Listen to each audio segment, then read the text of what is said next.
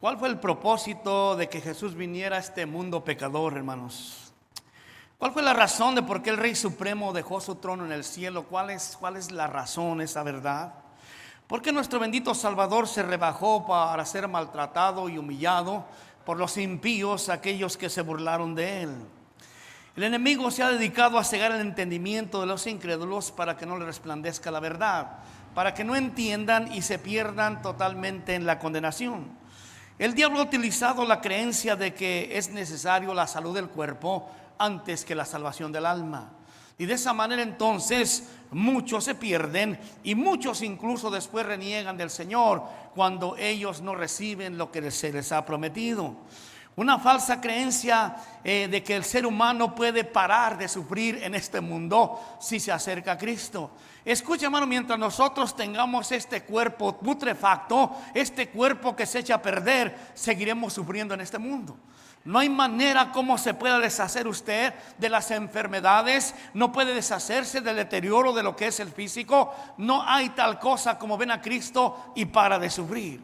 Dios nunca promete eso.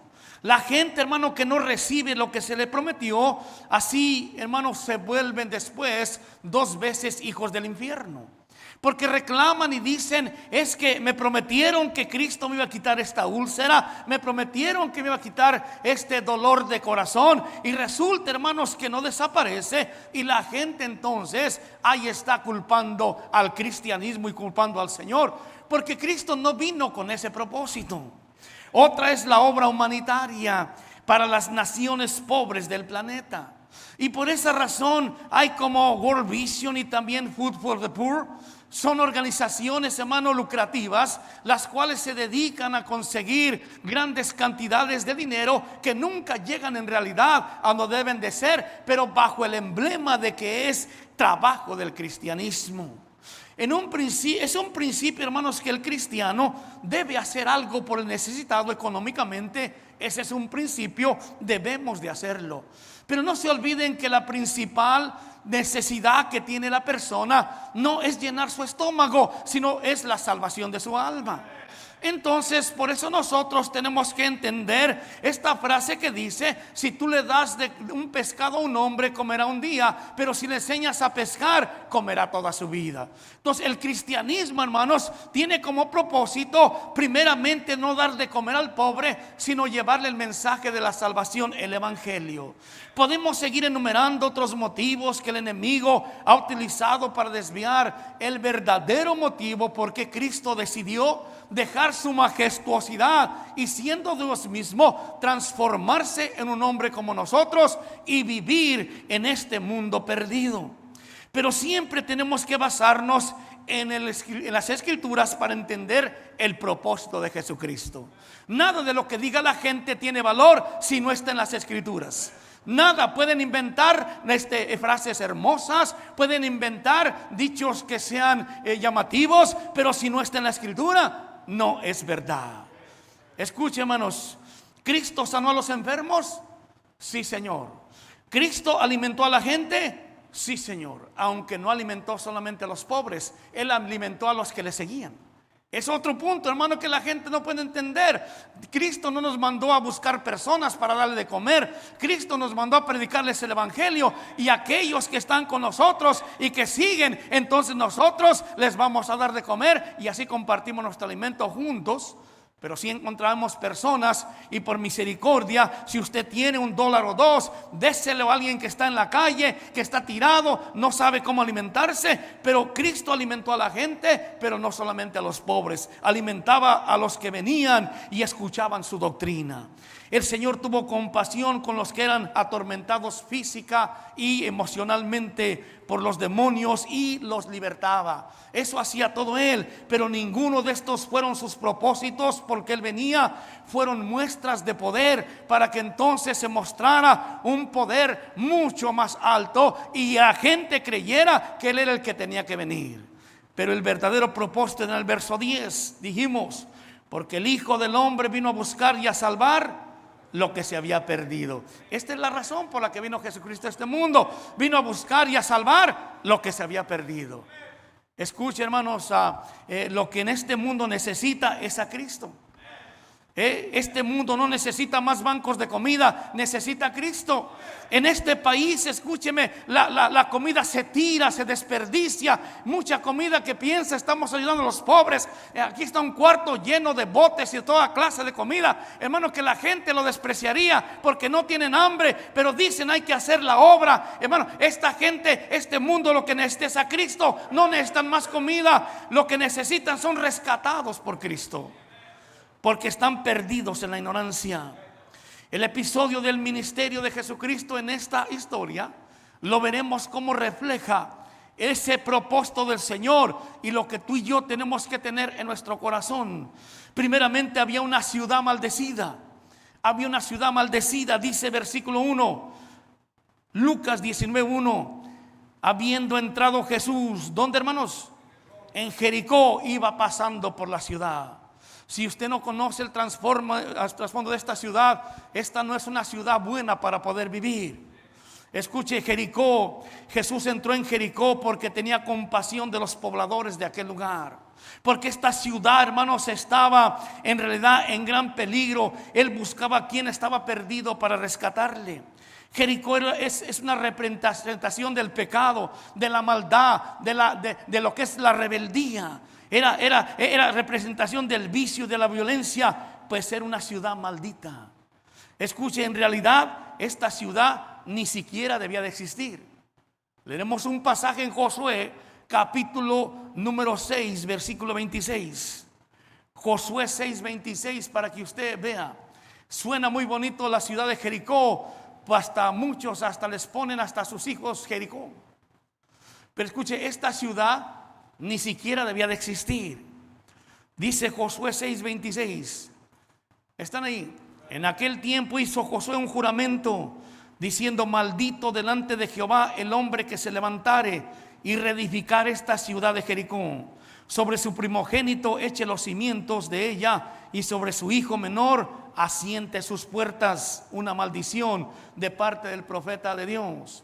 529 años más tarde, un hombre llamado Hiel de Betel reedificó la ciudad bajo la maldición de su propia familia, algo que el siervo de Dios había dicho. Primera de Reyes 16:34. Avancen ahí, nada más para que ustedes vean qué clase de ciudad es donde el Señor Jesucristo está entrando. Primera de Reyes 16:34 dice así: en su tiempo Hiel de Betel reedificó a Jericó. A precio de la vida de Abirán su primogénito echó el cimiento, y a precio de la vida de Segub su hijo menor puso sus puertas, conforme a la palabra que Jehová había hablado por Josué, hijo de Nun. Escuche, hermano, no hay duda que nuestro mundo está lleno de violencia, está lleno de maldad. No hay duda que en este mundo existen ciudades controladas por el enemigo a manos de lo que es el maligno, y existen prácticas, hermano, de maldición, existen hechicerías, existen toda clase de paganismo, porque hay muchas ciudades en lo que es nuestro mundo que están siendo maldecidas por causa de sus prácticas. Yo digo que San Francisco es una ciudad maldecida porque ellos utilizaron ese lugar para comenzar y propagar lo que es el homosexualismo, y hoy, hermanos, por eso está siempre esa sentencia de que un día va a desaparecer. No nos sorprenda que un día acabe con esa ciudad. Existen ciudades que están maldecidas, existen ciudades que han sido, hermano, cunas, y han sido también dispuestas para el pecado. La verdad es que nuestro mundo está bajo maldición, y Cristo nos pone ejemplo a nosotros, que debemos tener compasión y buscar las almas perdidas en las peores ciudades. Hermano, hay gente que no iría a los barrios donde hay violencia a predicar la palabra del Señor, pero allí tenemos que ir a buscar a alguien que necesita la salvación. No importa que digan aquí matan, no importa aquí hay droga, no importa aquí hay prostitución. Nuestro trabajo es buscar al pecador aún en las ciudades más podridas que existen en este mundo. Jericó es la ciudad maldecida. Es un lugar que el Señor Jesucristo entró allí. Y dice, hermanos, que Él no se escandalizó acerca de todo eso. Y hermano, tú y yo no tenemos que escandalizarnos del pecado que hay en medio de la ciudad. Y pasamos por lugares y el olor a marihuana es algo fuerte, y no puedo, ay, mira, aquí hay marihuana. No, hermano, tenemos que buscar al pecador que está fumando la marihuana. para que entonces pueda el Señor rescatarlo de la perdición. Nada va a mejorar en este mundo. Nada se va a mejorar. No pienses de que si viene otro presidente va a ser mejor. No va a mejorar, se va a empeorar. No pienses que si una mujer es presidente en este país, se empeora más. El mundo necesita a Cristo. Hay ciudades, hay pueblos, ranchos, donde solo el Evangelio de Cristo puede hacer la diferencia. Nada más que el Evangelio.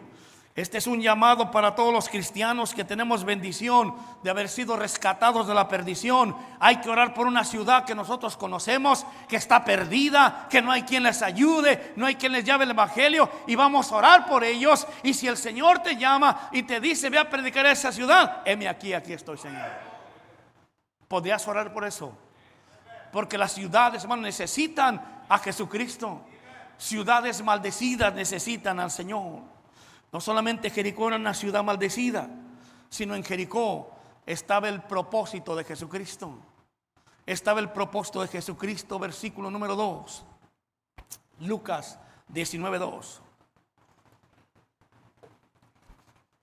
Lucas 19:2, estamos ahí. Y sucedió que un varón llamado Zaqueo, que era jefe de los publicanos y rico. ¿Cuál es el objetivo de Jesucristo, hermanos? Un pecador. A él le decían: ¿cómo es posible que esté hablando con un pecador? A Cristo le decían. Entonces, este Zaqueo es el pecador al que nosotros estamos buscando. Y él fue a una ciudad maldecida porque su propósito era el poder encontrar un pecador. Multitudes seguían a Cristo, pero a él le importaba uno que todavía no conocía su nombre. Multitudes le seguían. Si usted tiene parientes que piensa que son muy difíciles y que dicen: estos jamás se convertirán a Cristo, pues le presento a un pecador que puede decir: imposible que se pueda convertir. Si usted se convirtió, cualquier otro se puede convertir. Zaqueo era un publicano, pero no cualquier publicano, era jefe de publicanos. Es como el jefe de la mafia, un hombre extorsionador. Aparte de su sueldo, también cobraba comisión a los demás publicanos. Le decía: tienes que traerme tanto, si no te quito el trabajo y se lo doy a mi primo Estaquio. Un hombre que no tenía temor de Dios. Un hombre, hermanos, odiado por su propia gente. Era como la Malinche en el tiempo de la conquista de los españoles. Si algunos de ustedes fueron a la iglesia, ustedes se acuerdan, había una mujer, a la iglesia, a la escuela, había una mujer llamada la Malinche. ¿Alguien se acuerda de eso? Levante su mano, alguien así.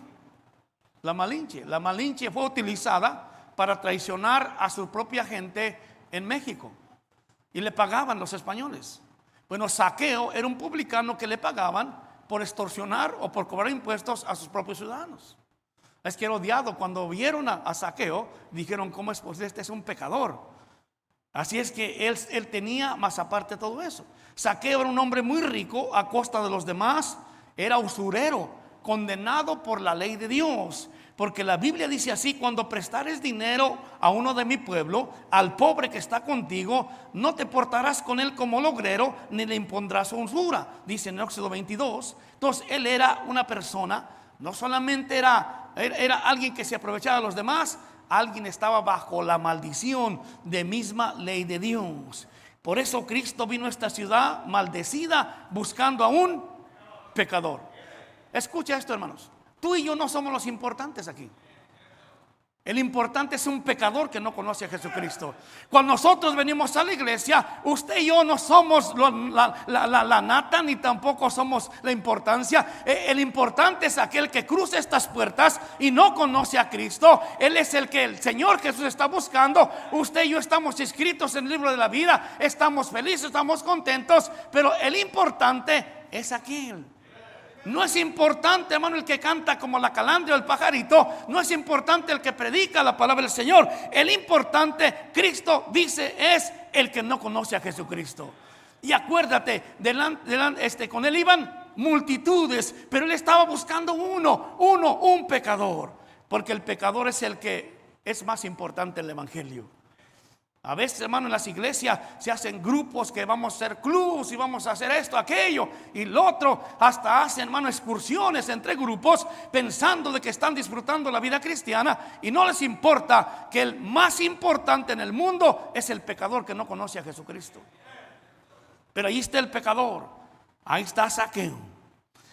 El objetivo de estar en ese lugar, esto nos derrumba la idea de que solamente debemos hablar a los pobres. Como alguien me preguntó, ¿me podría buscar un pasaje donde pueda apoyar mi ministerio? Que mi ministerio es a los pobres. Hermano, el ministerio no es a los pobres, el ministerio es a cada criatura, quien sea, porque tanto el pobre como el rico tienen un vacío en su corazón. Sin Cristo están perdidos y ellos necesitan llenar su corazón con el Señor Jesucristo. Es que no andemos con el asunto de que solamente a los pobres hay que hablarles de Jesucristo. Hermano, cualquiera, un rey necesita a Cristo, un gobernador necesita a Cristo, un famoso, un cantante necesitan a Cristo, un súper rico necesitaba a Cristo. Zaqueo era rico, disfrutaba de buena comida, buena ropa, vacaciones lujosas. Sin embargo, él sabía dentro de él que había una necesidad. Por eso tú lo ves que él está tratando de buscar quién es Jesús. Nadie le obligó, nadie lo arrastró, sino que él estaba buscando quién es Jesús. Porque observa lo que dice la primera frase del verso 3. El verso 3 dice así: procuraba ver qué. Procuraba ver quién era Jesús.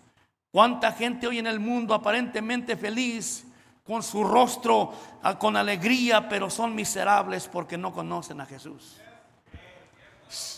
Y qué felicidad conocer a Jesús. Hermano, qué maravilla saber quién es Cristo. Pero escúchame, hay multitudes que no saben quién es Jesús. Y incluso muchos quizás quisieran poder conocerle, pero no pueden. Porque dice el canto, todos deben de saber quién es Jesús. Todos deben de saber quién es Jesús. Nosotros tomamos muy en leve a veces. Oh, ya soy creyente, tengo 20 años de ser cristiano. Ya todo está suave. Pero hay gente que no conoce a Jesús y quiere conocer a Jesús. ¿Cómo van a hacer? ¿Cómo lo van a hacer? ¿Por qué debemos ir a todos lugares con el mensaje de Cristo? En la obra misionera, por ejemplo, porque ahí está un pecador que necesita a Jesús. Pero número 3, hay obstáculos que impiden ver a Jesús. Hay obstáculos que impiden ver a Jesús. Versículo 3. Procuraba ver quién era Jesús, pero no podía. ¿A causa de quién? De la multitud, pues era pequeño de estatura. Aquí no importa, hermano, el tamaño que fuera, pero lo que pasa es que el problema existe en la multitud. Hermanos, mire, podemos apreciar que había un obstáculo grande, impedía que él pudiese verle, y era la multitud. Hermano, hay multitudes en este tiempo, hermano, que seguían a Jesús simplemente porque era un movimiento nuevo. Veían a un libertador, veían a un revolucionario y se acercaban multitudes sin saber ni por qué iban. ¿Recuerdan cuando el Señor Jesucristo les predicó un mensaje duro y dijeron ellos, dura palabra es esa? Y desde entonces ya no seguían a Jesús. Estas personas que hacían esas multitudes habían visto a Jesús, pero ni siquiera conocían a Jesús. Multitudes, hermano, que solamente se agregan para hacer bola. Multitudes que solamente están allí para poder ver, a ver qué nueva cosa disfrutan, a ver qué nuevo chisme hay. Multitudes, hermano, que no sirven más que solamente para estorbar a aquellos que sí quieren conocer a Jesús. Las multitudes entonces del tiempo de Jesús eran obstáculos. Pero hoy existen también multitudes extraviadas por causa de la falsa doctrina de multitudes que impiden que otros conozcan a Jesús. Y es lamentable, hermano, que haya mucha gente sincera buscando con sinceridad al Señor, pero no lo pueden encontrar porque hay multitudes que impiden que la gente pueda conocer a Jesús. Porque la gente esta no conocen a Jesús e impiden que otros conozcan a Jesús. Por ejemplo, muchas religiones están centradas en mentiras y supersticiones que no permiten ver al verdadero Jesús. Porque Jesús no se encuentra en un crucifijo. Jesús no se encuentra en lo que es una estatua. No se encuentra en una escultura ni en una pintura.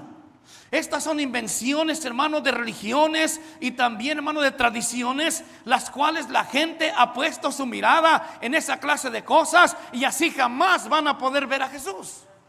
No van a poder verlo. Mira, dice Hechos 17:29. Avanza un poquito allí, Hechos 17:29. Dice así.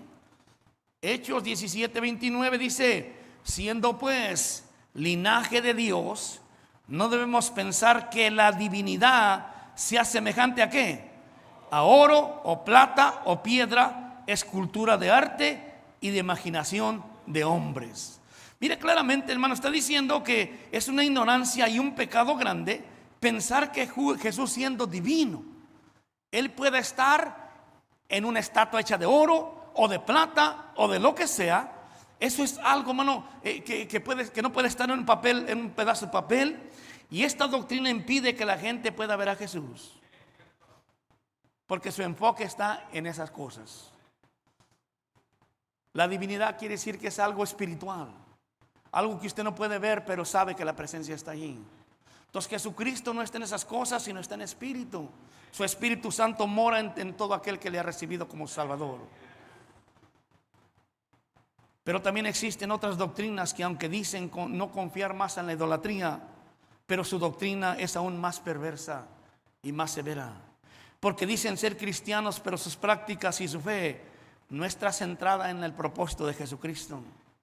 Su camino hacia Dios está plagado de sentimentalismos y de falsas prácticas que hacen imposible que el que busca a Jesús lo pueda ver. Es un cristianismo sin Cristo. Es la apostasía. Lo que estamos viendo en este tiempo es lo que quiere decir apostasía. Es un cristianismo donde no está Cristo. Y déjame nada más decirte algunas cosas. Si no hablas en lenguas, no tienes el Espíritu Santo. Y esa es una mentira tremenda. El Espíritu Santo no viene por hablar en lenguas, viene por creer en el Señor Jesucristo, confiarle tu fe a Él y decirle: Señor, soy un pecador perdido, reconozco que mi condición me lleva a la perdición del infierno, pero yo creo que tú diste tu vida por mí, viniste del cielo, diste tu vida, moriste, fuiste sepultado y resucitaste, y yo estoy aquí para recibir tu salvación. Y el Espíritu Santo viene a sellar a la persona. No tiene que haber con hablar jeringonzas, no tiene que hablar con cosas que ni se entienden, simplemente es con confiar en el Señor Jesucristo. Si no te bautizas, no puedes ser salvo, como si el agua limpiara los pecados. No, lo que limpia los pecados es la sangre preciosa de Cristo, no el agua. Si no eres miembro de la iglesia, pierdes tu salvación. Y por eso mucha gente está perdida en el mundo, porque dicen: ya no voy a la iglesia, entonces pues ya no tengo salvación, porque tengo que pertenecer a una iglesia, y hasta cobran membresía de la iglesia. Y hermano, esas son cosas que están impidiendo que la persona sincera no vea a Jesús. Si no te santificas, nunca verás al Señor.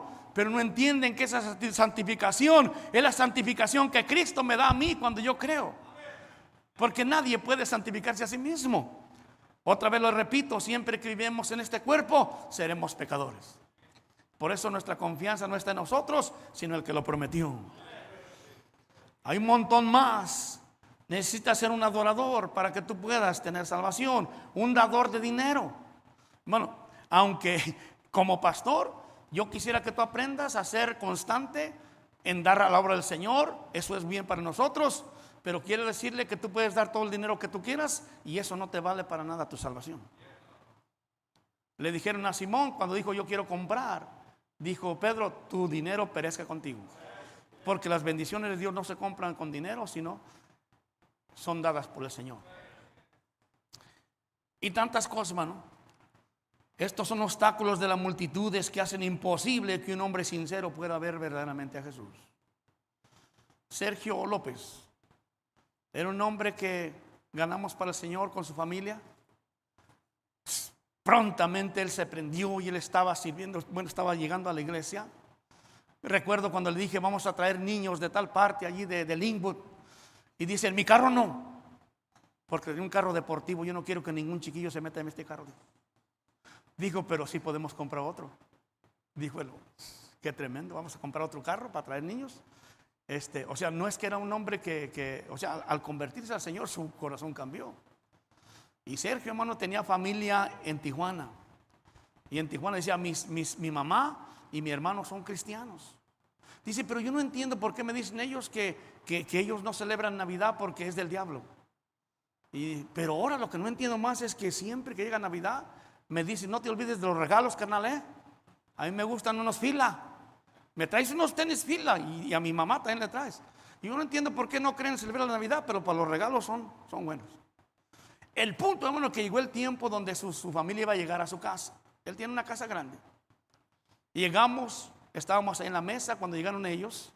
Y él con tanta alegría, hermano, se levantó y le dijo a su hermano, mira, hermano, este es el hermano que me ayudó para ser salvo. Y dijo a su hermano, tú no puedes ser salvo. Digo, ¿por qué? Porque tú has sido borracho. Es más, tú has hecho mucho mal. Maltratas a tu esposa. Mira, yo tengo 15 años, dijo él, de ser cristiano y todavía no soy salvo. El hermanito bajó su cabeza y al final me dijo, ¿sabe qué, pastor? ¿Sabe qué, hermano? Ya no va a seguir yendo a la iglesia porque yo no puedo ser salvo. Ni entran, ni dejan entrar. La salvación, hermano, no es un proceso de que tienes que estudiar, de que tienes que asistir. La salvación es un instante. No de una semana, no de un mes, no de un año, no de 15 años. Si hay alguien aquí en este lugar, en este día, que dice, yo no soy salvo todavía, si yo muriera, yo no voy a ir al cielo con Dios. En unos cuantos pasajes de la Biblia y en unos minutos te podemos mostrar cómo tú puedes ser salvo hoy mismo. No necesitas ser miembro de la iglesia, no necesitas venir tanto tiempo a la casa del Señor. Es más, si tú nunca vuelves a regresar y tú te llevas a Jesucristo, eres salvo por la gracia de Dios. Pero las multitudes, hermanos, son los obstáculos los cuales no permiten que la gente sincera pueda ver a Jesús. Hay multitudes que no entran ni dejan entrar. Zaqueo no podía ver a Jesús, pero Jesús lo vio. Esto es lo más maravilloso. Jesús vino a buscar y a salvar lo que se había perdido. Vamos a ver el versículo número 5 en Lucas 19:5. Cuando Jesús llegó a aquel lugar, mirando hacia arriba, le vio y le dijo, Zaqueo, date prisa, desciende, porque hoy es necesario que pose en tu casa. Qué bueno que el Señor todo lo sabe y Él siempre es misericordioso. Zaqueo tuvo el privilegio de que los ojos preciosos del Salvador lo miraran a él y pronunciara su nombre, Zaqueo. Hermano, es una maravilla el poder tener esa experiencia, que el Señor no es una casualidad. Él iba de repente y volvió su mirada y le dijo, Zaqueo, vente para acá. Y las multitudes le impidían ver a él, pero el Señor encontró lo que vino a buscar a una ciudad maldecida, un pecador, que es Zaqueo. Quizá muchos pensarían, pero ¿por qué Cristo fija su mirada en un hombre tan malo y tan pecador? Eso es lo más maravilloso, hermano, porque Cristo fue lo que vino a buscar. No vino a buscar justos, porque nadie es justo, vino a buscar los pecadores. Y en esa maravillosa búsqueda, Cristo me encontró a mí. En el mes de julio de 1992, Cristo me encontró a mí. Él vino a buscarme y me encontró, y desde entonces tengo salvación y tengo vida eterna. Versículo 6 dice, entonces él, descendiendo a prisa, le recibió gozoso. Le recibió gozoso. Aquí tenemos la conversión de uno de los pecadores más empedernidos y que pudieran decir, este es imposible que pueda convertirse a Cristo. Pero él recibió a Jesucristo y como lo hizo, hermano, gozoso. Cristo vino a buscar y a salvar lo que se había perdido. En una ciudad maldecida se encuentra el propósito de su venida, un pecador. Existen obstáculos que impiden al pecador ver a Jesús, las multitudes. Pero por último quiero compartirte los efectos de esa salvación. Leemos versículo 7. Los efectos de esa salvación. Estamos ahí. Al ver esto, todos murmuraban diciendo que había entrado a posar con un hombre pecador. Los efectos de la salvación, hermanos, son de dentro hacia afuera. La persona no tiene que cambiar su vida para ser salvo. La persona no tiene que hacer mejoras para poder ser salvo, pero después de ser salvo debe de haber efectos. Y los efectos, hermanos, son los que se ven. No para mostrarle a nadie que es salvo, sino por agradecimiento genuino a aquel que lo salvó. Entonces Zaqueo cambió su corazón. Y Zaqueo cambió su corazón de ser una persona tacaña, una persona mezquina, a ser ahora un hombre generoso. Jesús, yo quiero invitarte a mi casa para que vengas y te voy a hacer un banquete con todos tus seguidores. Y entraron los 12 apóstoles, quizá entró más gente, pero él estaba contento, gozoso, después de que era un hombre que no gastaba en una paleta para no tirar el palo, después que era un hombre que no invertía absolutamente nada porque era rico, usurero, avaro. Su corazón cambió. Entonces lo primero que cambia en un cristiano, hermano, cuando reconoce y conoce a Jesús, es su corazón mezquino. Y es cuando nosotros comenzamos a decir: Señor, ¿con qué te puedo pagar lo que tú hiciste por mí? ¿Qué puedo hacer en agradecimiento? Y es cuando nosotros comenzamos a entender que todo lo que tenemos es de Él, y que Él nos lo da, y que nosotros podemos darle de lo mismo que Él nos da. La generosidad es uno de los primeros efectos que un recién convertido presenta. Y después él comenzó a caminar en los principios de la Biblia, en creer. ¿Ves, hermano? Hay cristianos, no sé, que son salvos, pero les cuesta mucho el poder aceptar, el vivir en los principios de la Biblia. Mire lo que dice allí. Seguimos al ver esto, todas las multitudes. El versículo 8: entonces Zaqueo, puesto en pie, dijo al Señor: he aquí, Señor, la mitad de mis bienes doy a los pobres, y si algo he defraudado a alguno, se lo devuelvo cuadriplicado. Vayan por favor al Antiguo Testamento, hermanos, y leeremos Levítico 6. Levítico 6.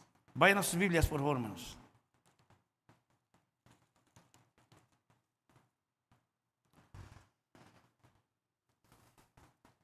Levítico 6 dice así: habló Jehová a Moisés diciendo: cuando una persona pecare, hiciere prevaricación contra Jehová, y negare a su prójimo lo encomendado, o dejado en su mano, o bien robare, o calumniare a su prójimo, o habiendo hallado lo perdido después lo negare y jurare en falso, en alguna de todas aquellas cosas que suele pecar el hombre, entonces habiendo pecado y ofendido, restituirá aquello que robó, o el daño de la calumnia, y el depósito que se le encomendó, o lo perdido que halló. Mire, o todo aquello sobre lo que hubiere jurado falsamente, y lo restituirá por entero aquel a quien pertenece. Y mira, y añadirá a ello ¿qué? La quinta parte en el día de su expiación. Fíjate lo que está haciendo este hombre. Señor, de aquí en adelante, todo lo que tengo, la mitad se lo doy a los pobres. Y ¿sabes qué? A todos aquellos que defraudé, a todos aquellos que robé, le devuelvo, y más aparte le agrego la cuarta parte. Porque él comenzó a vivir por los principios de la Biblia. Sabía que estaba mal, y comenzaron a hacer fila. Zaqueo, me robaste tanto, Zaqueo tanto. Y mira, sinceramente yo pienso que él se quedó sin nada, pero él se quedó con lo más grandioso, que es Jesucristo. Conoció a Cristo. Y hermano, nosotros a veces pensamos solamente una historia tan sencilla, pero nos ayuda a entender que nosotros, al tener a Cristo, tenemos mucho más que todos los demás. Somos más ricos. Si usted dice: es que yo soy pobrecito, pues apenas tengo para comer 4 veces al día, apenas tengo un teléfono, y nomás que necesito un iPhone, pero es Motorola. Y si usted piensa de que su carro tiene ya tantas millas, mientras usted, hermano, viva contento con todo lo que tiene, usted tiene la riqueza más grande, que es a Cristo, ¿eh? Somos ricos. ¿Ves? Se quedó pobre el hombre. Pero tenemos que entender que el propósito es que Jesucristo vino a buscar y a salvar lo que se había perdido. ¿Qué vamos a hacer nosotros? ¿Qué dice el 9? Y terminamos en el 9. Lucas 19:9.